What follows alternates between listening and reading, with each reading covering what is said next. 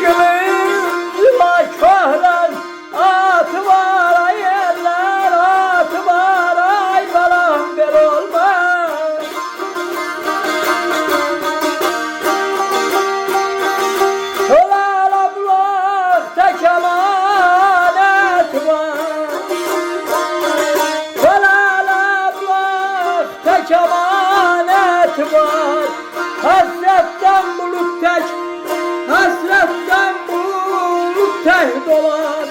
Geyriyen ayeller, geyriyen ayeller, geyriyen.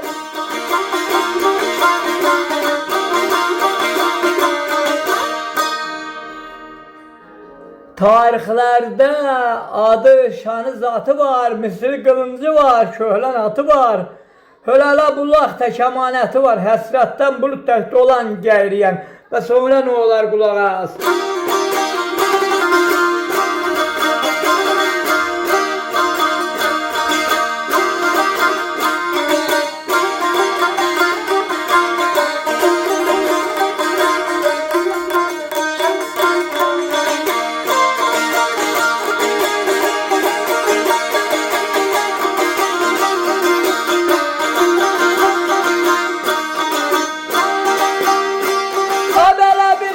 Şöyle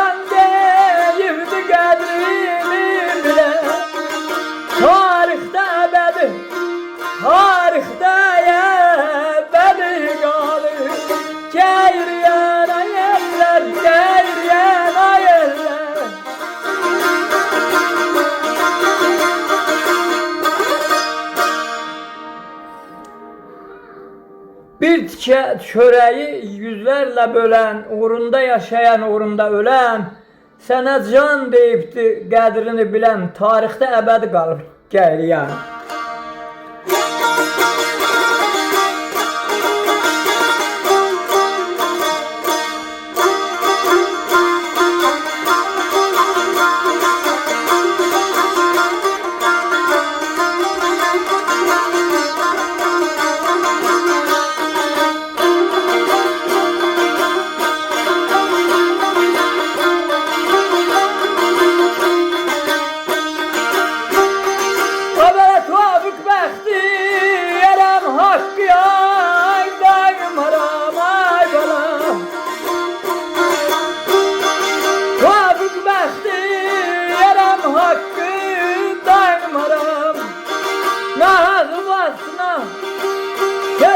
Nahaq yere valla kalmaram ayerler böyle olmaz.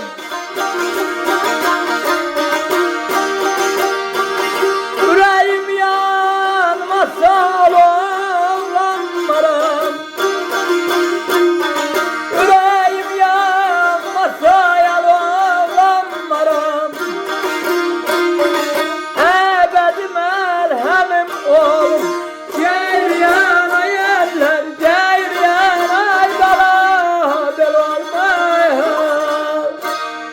Tofiq bəxtiyarəm, haqqı danmaram, heç vaxt nahaq yerə lovğalanmaram.